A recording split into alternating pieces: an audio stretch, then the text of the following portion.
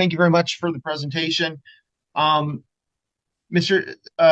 Saravenamuto, you mentioned that you want to see us looking at where is the highest return for a marginal investment. And I'll go back to your 3 point slide about China versus technology versus looking at our own backyard.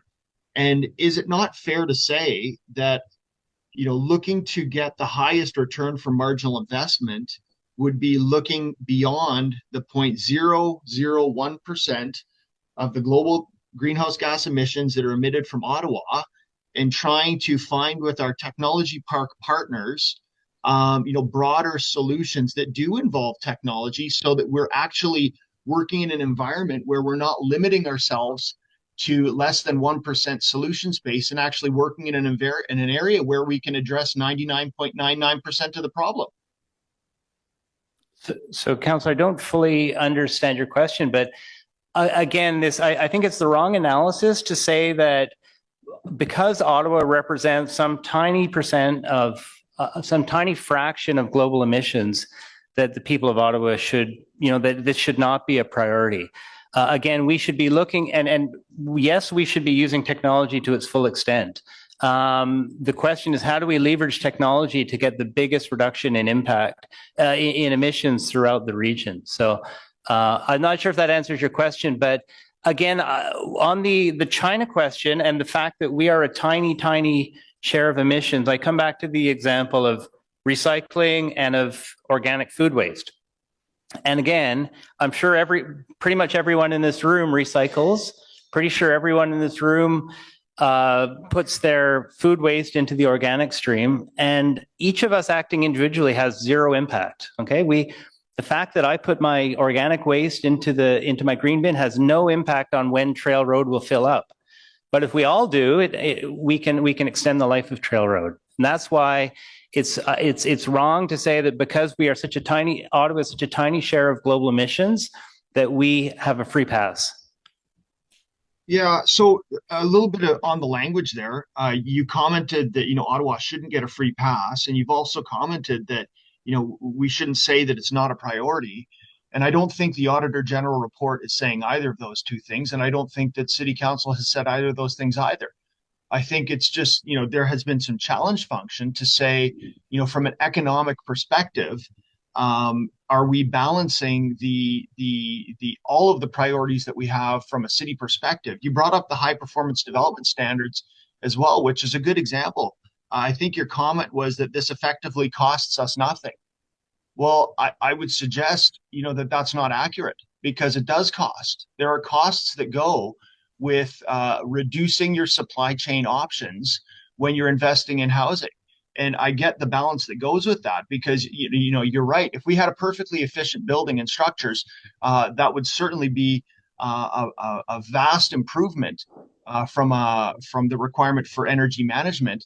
But at the same time, if we're costing builders out of the city such that they're building 90 to 120 minutes outside of the city, then having people drive to qualify into these small towns that are surrounding Ottawa and then drive on our infrastructure, that's not good for the environment either. So I do think that there is a balance that needs to be struck when we look at that. And I would also highlight that we are looking at this point at a harmonized building code that's going to come in from the federal and provincial governments as well. So I appreciate the comments that you bring to it, and I always appreciate the function that you raise and the passion that you bring with it. And I appreciate your time today, Mr. Saravenamuto. Thank you. Great. Well, listen, I mean, if we want to talk about, when I say effectively no cost, I'm talking about effectively no cost to the city. There might be obviously some consulting costs, et cetera, but in a $5 billion plus budget, that's marginal. You're saying that there's cost to home builders. I mean, let's not forget that this council just agreed to development charges that are significantly larger. And so, what's the difference between those charges that you agreed to a week or two ago versus what we're talking about now? But more importantly, with high performance development standards, there are upfront costs, but they will reduce the overall they will increase the energy efficiency of the home and reduce the overall lifetime costs of servicing that home. So it's the impact on the building industry. I don't think is quite as clear cut, and on home sales, it's quite as clear cut as you say. So having had a pilot in my ward whereby geothermal was used to um, offer a green premium to townhouses at $670,000 versus a $600,000 townhouse that had natural gas. 9 out of 10 new home buyers wanted the cheaper version because they are looking at the bottom line when they buy the house right now. And if they can't find something at cost that is reasonable, then they are going to drive to qualify. That's the bottom line. But I appreciate your time, as I said, Yeah. Mr. Servan.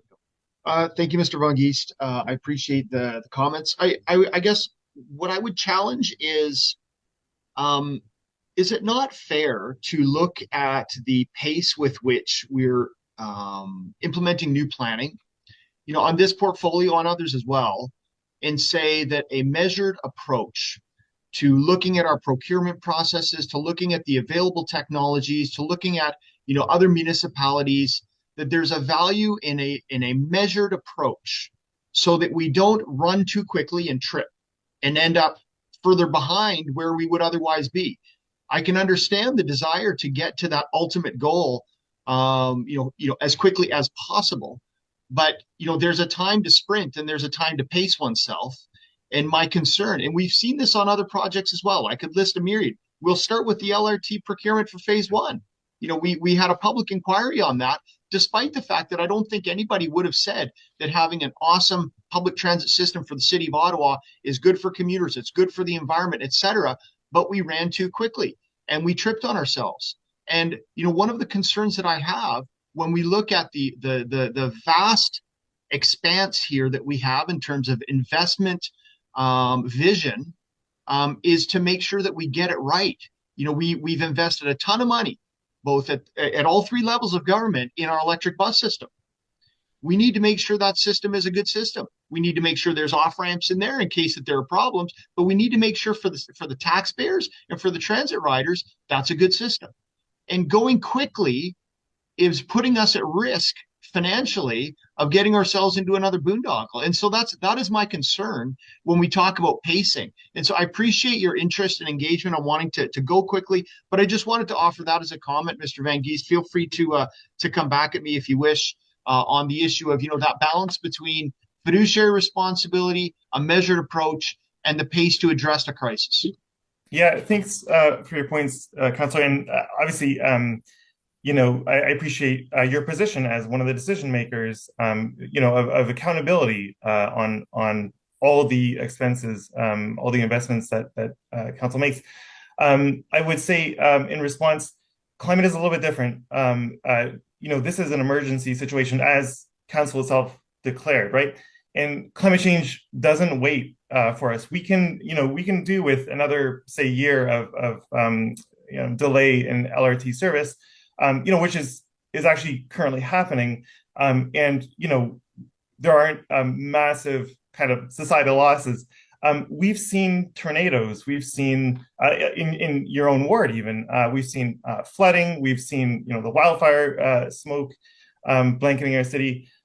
We can go ahead and delay, but all of the the costs that those are going to incur are only going to increase. So, we have a choice to work proactively now, or pay a heck of a lot more on a reactive basis later.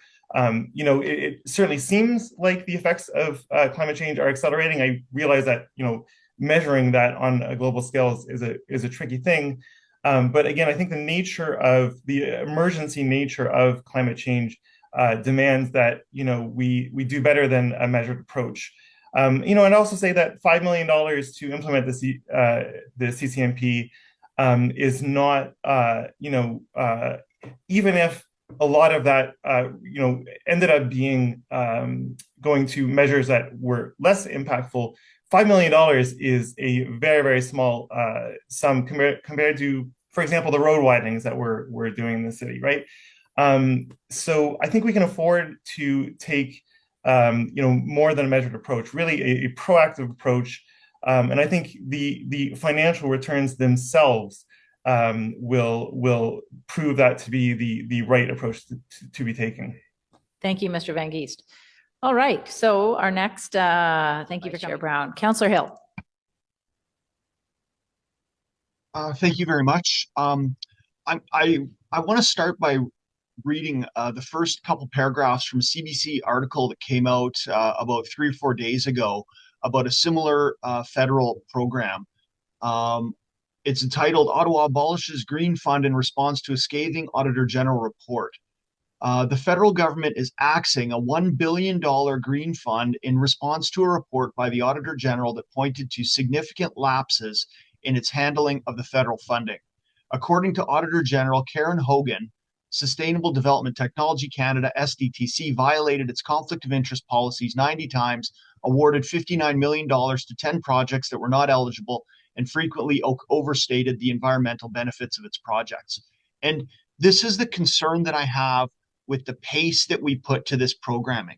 I don't think it's in question that we want to evolve and improve our environmental goals and aspirations. And I also don't think that we're fighting the issue of energy transformation to electrification. I think the issue is, are we thinking through the second and third order effects, whether they be to budgetary issues, whether it be to safety and fire issues when we look at the expansive and exponential growth of battery usage, or whether it be other aspects of potential downside risk to our environment portfolio. And one of the big ones, and I mentioned it when we talked to when we had our last environment committee meeting, was our landfilling of batteries and hazardous material that will skyrocket as we move forward in this program. And that's not to say I am not supportive of moving forward. I'm supportive of moving forward in such a way that we have a balanced and measured approach. And so I use that as my start state, I suppose, for some of the questions that I have asked some of our delegates, but also to staff as well. So I note that the Auditor General's report identified that we set $278 million in the 24 budget for capital initiatives to reduce GHG emissions in Ottawa. And that number includes the battery electric bus program, the ROPEC electrical reliability project, and infrastructure rehabilitations projects. How are you going to measure the impact of light rail or transportation projects that encourage more environmentally friendly resident behavior in emissions data and reductions objectives? So, Chair, one of the recommendations is that we develop an approach related to measurement and verification and reporting. And so this is a key focus for us. One of the things that we've been doing and have been focused on through these initial weeks following the creation of the service area is understanding what our operating model is. And one of a key area of focus for us will be establishing an area within the team and functions related to reporting, governance, measurement, and verification, so that we can speak to those elements as the program moves forward. Okay, and the climate change master plan was introduced in 2020. We're still working to complete the GHG surveys that was identified by some of our delegates for 21-22. Why has identifying and then gathering clear data on the city's emissions proven to be such a problem? So, Chair, I can't speak to the historical challenges, but we will be bringing forward our GHG inventories. They are underway. I recognize that this is incredibly important for council to make informed decisions, so this remains a priority for us. I noted that a number of my colleagues and delegates as well spoke to the commitment to consult with council, but also other key stakeholders. What's your approach on how you're going to address those consultations, or do you have one at this point? So, Chair, this will be informed by our review of governance. I agree that stakeholder engagement is incredibly important. And so this will be an element that we'll be looking at. We'll want to understand best practices and what will be the most effective way for us to deliver on our portfolio.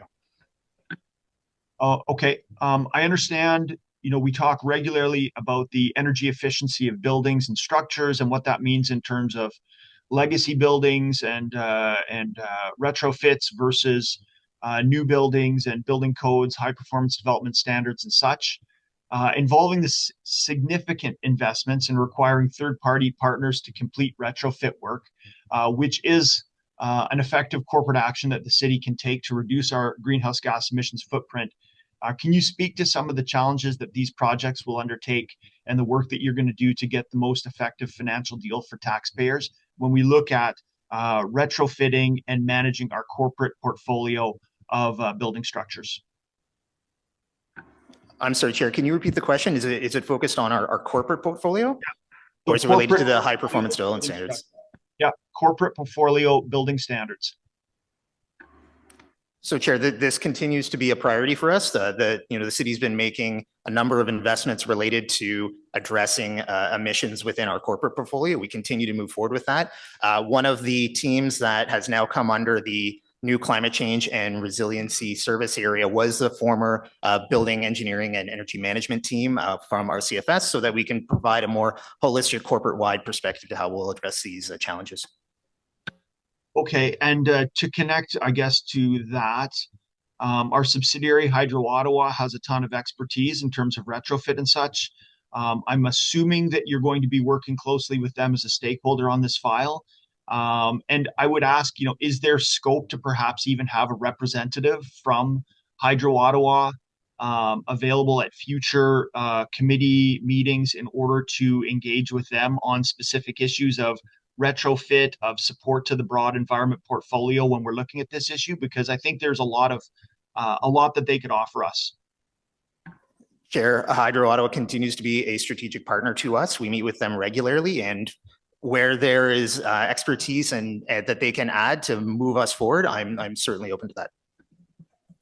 I'll close by talking about green financing. I know that was mentioned by a delegate. I am interested to see how we can move forward with our finance industry partners. I do believe that this is broader than a municipal issue, but I think, as was mentioned prior, do we want to be leaders or caretakers? I think this is a place where we can advocate and we can work with leaders in the financial industry to perhaps set the conditions for something that could be rolled out broader than simply Ottawa. But I think that there is space whereby the private sector, specifically the finance industry, but probably working collaboratively with the construction industry, with the three levels of government, can come together in a place where there is an incentive for greenfield developments to have green premiums that will not be cost prohibitive at the outset to new buyers.